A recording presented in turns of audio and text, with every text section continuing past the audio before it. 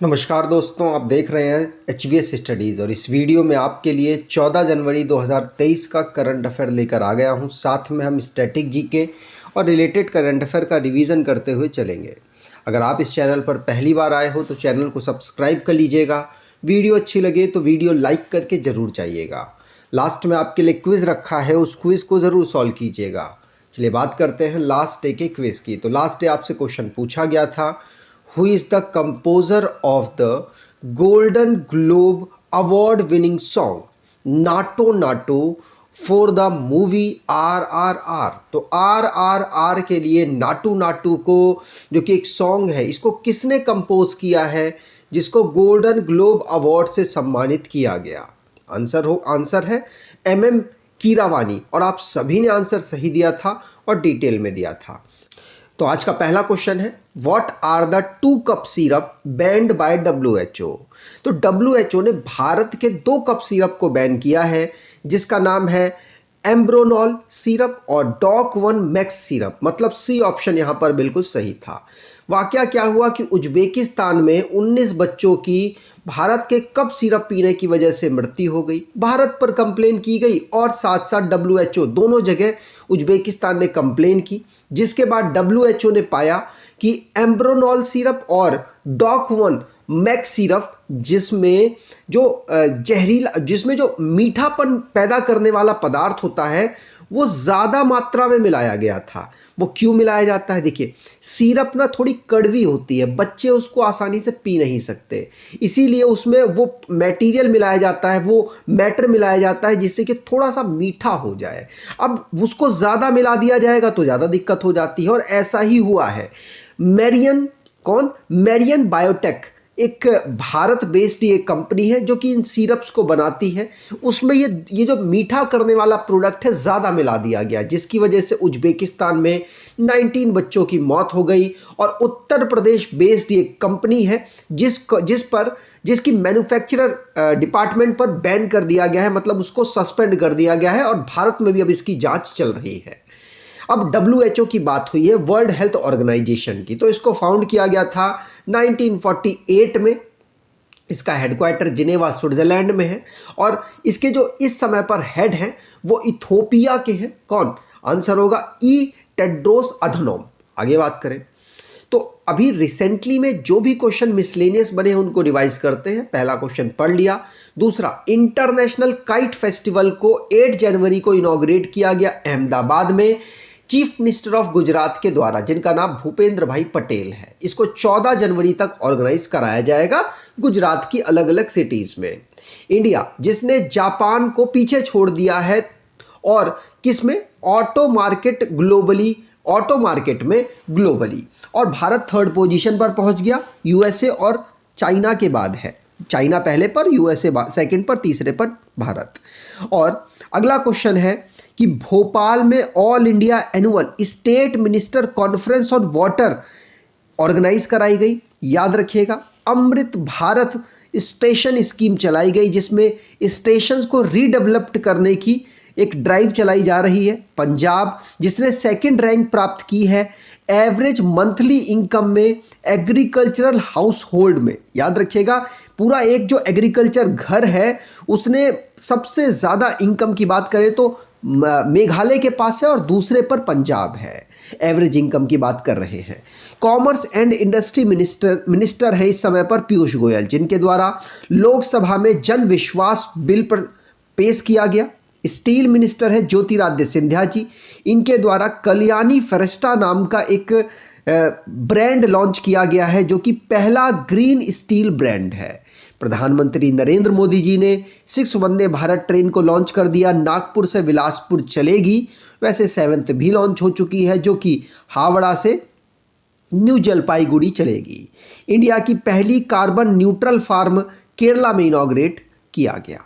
अगला question, which airport ranked 13 place in the list of 20 most punctual airports in the world. तो विश्व के 20 सबसे समयबद्ध हवाई अड्डे की सूची में किस हवाई अड्डे को 13वां स्थान मिला है? तो सबसे समय में चलने वाली फ्लाइट्स यहाँ से चलती हैं और आंसर होगा इसमें बेस्ट परफॉर्म करने में 20 टॉप लिस्ट जारी की गई, जिसमें 13th स्थान भारत के तमिलनाडु के कोयम्बटूर एयरपोर्ट को मिला है। किसे? तमिलनाडु के कोयम्बटूर एयरपोर्ट को। वैसे इस लिस्ट में टॉप पोजीशन पर जापान का ओसाका इंटरनेशनल एयरपोर्ट है और यहाँ पर भारत के लिए बड़ी बात यह है कि 13th पोजीशन पर है तमिलनाडु का कोयम्बटूर एयरपोर्ट, जिसमें टाइम से बहुत पंक्चुअली फ्लाइट्स टेक ऑफ करती हैं। इसे एयरपोर्ट अथॉरिटी ऑफ इंडिया के द्वारा संचालित किया जा रहा है। तमिलनाडु की बात हुई है तो तमिलनाडु को स्टेट के रूप में फॉर्म किया गया था 1950 को। कैपिटल इसकी चेन्नई है।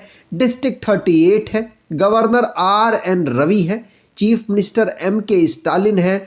लेजिस्लेचर यूनिकैमरल है, जहां की असेंबली में 234 सीट्स, लोकसभा में 39 सीट्स, राज्यसभा में 18 सीट यहां से आती हैं।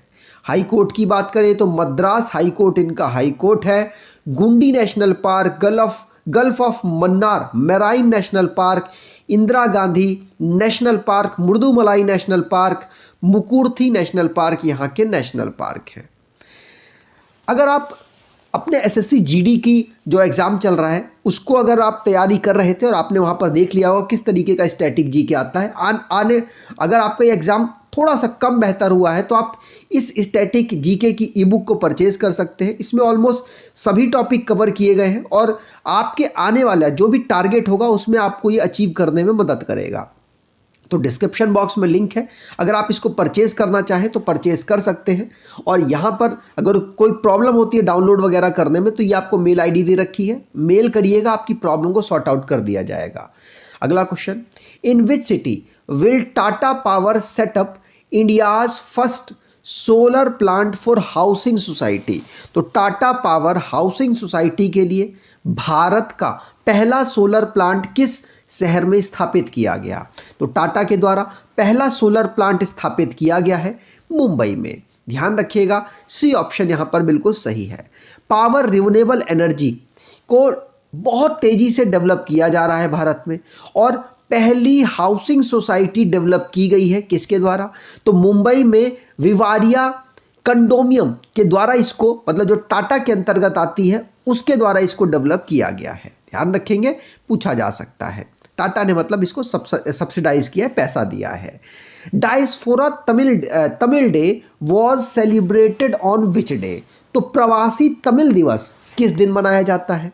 तो प्रवासी तमिल, वैसे प्रवासी भारतीय दिवस की बात करें तो 9 जनवरी को ऑब्जर्व होता है, लेकिन प्रवासी तमिल डे की बात करेंगे तो ये 12 जनवरी को ऑब्जर्व होता है, जिस दिन यूथ डे हम ऑब्जर्व करते हैं, नेशनल यूथ डे हम ऑब्जर्व करते हैं, उस दिन डायस्पोरा ऑफ तमिल हम ऑब्जर्व करते हैं। ठीक, चलिए आगे बात करें तो जो इंपॉर्टेंट डेज हमने पढ़े उनको रिवाइज करते हैं। जैसे ग्लोबल फैमिली डे 1 जनवरी को ऑब्जर्व होता है।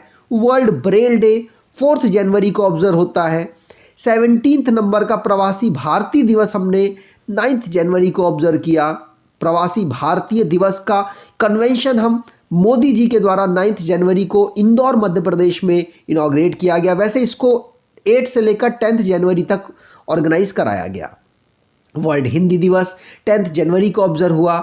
स्टार्टअप इंडिया इनोवेशन वीक 10 से लेकर 16 जनवरी तक ऑब्जर्व किया गया। वैसे स्टार्टअप डे हम 16 जनवरी को ऑब्जर्व करते हैं, जिसको आगे हम पढ़ेंगे।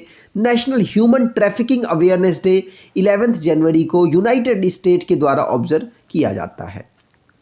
अब सबसे जो इम्पॉर्टेंट पार्ट है ना, इसमें यही रिवीजन सेक्शन है, तो उम्मीद करूंगा आपको ये बेहतर लग रहा होगा।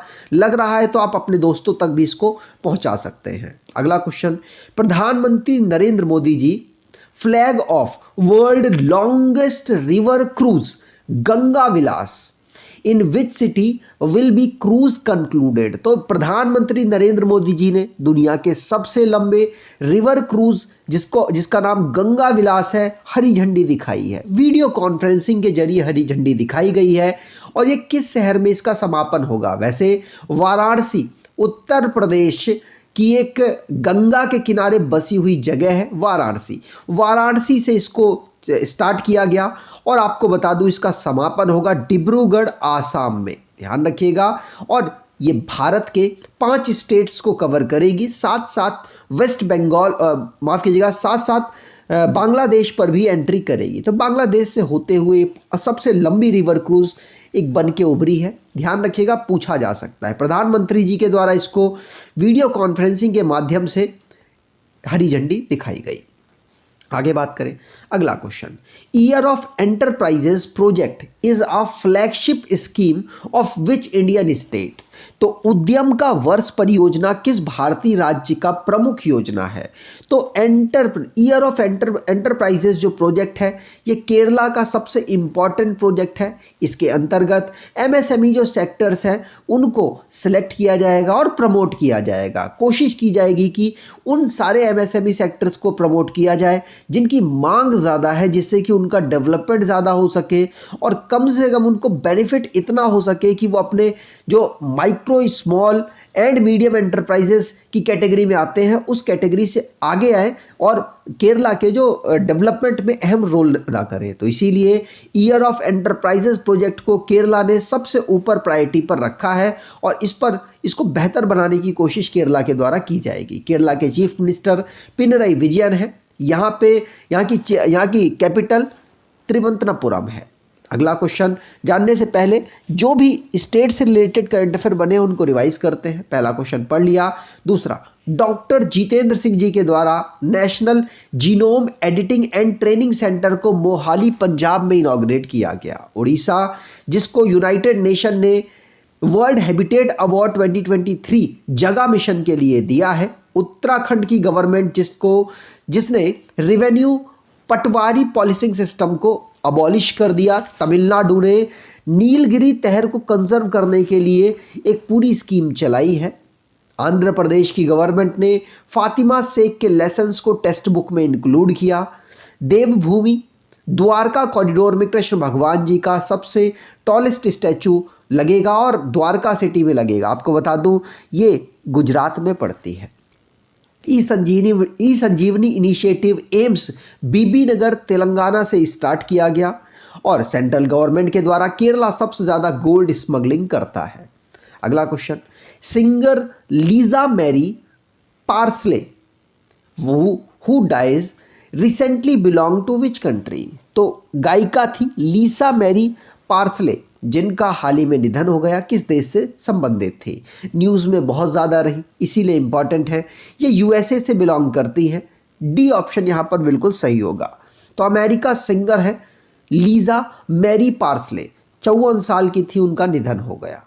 आगे बात करें, अगला question, who is the name of the international agreement signed in 1987 to ban chlorofluorocarbon. तो रिसेंटली में जो यूनाइटेड नेशन है उसके द्वारा एक रिपोर्ट जारी की गई जिसमें यह कहा गया कि जो 1987 में साइन किया गया था मॉन्ट्रियल प्रोटोकॉल, उसकी वजह से सीएफसी को बैन करा गया। बैन करने के बाद इसमें हम एचएफसी यूज़ करते हैं। अब एचएफसी यूज़ कर रहे हैं, उससे हमें बेनिफिट ये मिला कि हमारी जो ओजोन है वो रिकवर हो रही है और ऐसा अगर चलता रहा तो यकीन मानिए भारत की जो दुनिया की जो कंडीशन है ओजोन के मामले में जिस प्रकार से 1980 में थी उसी प्रकार से हो जाएगी। तो सबसे बेहतर काम किया गया था यूनाइटेड नेशन के द्वारा। ये कहा गया 1987 में हमने मॉन्ट्रियल प्रोटोकॉल पे साइन किया और सबसे पहली जब मीटिंग हुई थी तब सबसे पहले जो कारण थे इसके कारण का पता लगाया गया। कारण पता चला क्लोरोफ्लोरोकार्बन है ओजोन को डिप्लीट करने में, तो इसी को सबसे पहले ख़त्म कर दो। तो इसका यूज़ बैन किया गया, इसकी जगह एचएफसी का यूज़ किया जाने लग गया, हाइड्रोफ्लोरोकार्बन का, जो कि बहुत ज़्यादा एनर्जी देता है और कार्बन और ओजोन को बहुत कम डिप्लीट करता है। तो उम्मीद करूंगा ये रिपोर्ट इंपॉर्टेंट है क्योंकि अंटार्कटिका में आपको पता होगा कि ओजोन होल प्राप्त हुआ था 1980 में। अब इनके द्वारा कहा जा रहा है, किनके, यूनाइटेड नेशन की रिपोर्ट के द्वारा, कि अगर ऐसी ही कंडीशन रही तो 2066 तक ये जो ओजोन डिप्लीशन हुआ है 1980 जैसा हो जाएगा दोबारा से। किसमें? अंटार्कटिका में।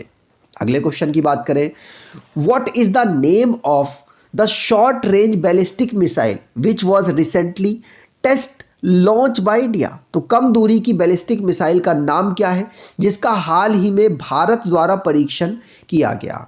तो कम दूरी की जो बैलिस्टिक मिसाइल है, बैलिस्टिक मिसाइल का मतलब अर्थ की पूरी पैराबोला शेप बनाएगा। जैसे मान लीजिए हमारी अर्थ है, तो अर्थ में जब चलेगी तो पैराबोला शेप बनाएगा और इसको सैटेलाइट के माध्यम से पकड़ा जा सकता है। तो लंबी दूरी के लिए इसको चलाया जाता है। तो आपको बता दूं, ये शॉर्ट रेंज की बैलिस्टिक मिसाइल है और मतलब छोटी दूरी, मतलब 250 से 350 किलोमीटर के रेंज की ये चलने वाली है। और इसका भी दोबारा से सक्सेसफुली, मतलब एक इसमें एक्स्ट्रा जो फीचर्स इंक्लूड किया गया और इसको टेस्ट किया गया, इसका नाम है क्या? आंसर होगा पृथ्वी सेकंड। क्या? पृथ्वी सेकंड का टेस्ट अभी रिसेंटली में हुआ है। ध्यान रखिएगा, शॉर्ट रेंज बैलिस्टिक मिसाइल है पृथ्वी सेकंड, जिसमें integrated test range Chandipur coast से इसको टेस्ट किया गया है। ध्यान रखिएगा, डीआरडीओ के द्वारा, defence research and development organisation के द्वारा इसका टेस्ट किया गया। 350 किलोमीटर की इसकी रेंज है, 250 से 350। आपको बता दूं, डीआरडीओ को 1958 में फाउंड किया गया, नई दिल्ली इसका हेडक्वार्टर है। समीर वी कामत इस समय पर इसके चेयरमैन हैं। आज के क्विज की बात करें तो India's first 5G enabled drone has been developed by which company? तो भारत का पहला 5G इनेबल्ड ड्रोन किस कंपनी के द्वारा डेवलप किया गया? कमेंट बॉक्स में डिटेल में आंसर दीजिएगा। अगर आपको ये वीडियो अच्छी लगी है तो आपसे अनुरोध करूंगा, वीडियो को लाइक कर दीजिएगा, चैनल को सब्सक्राइब कर लीजिएगा और एटलीस्ट अपने कुछ दोस्तों तक वीडियो को शेयर ज़रूर कीजिएगा। धन्यवाद।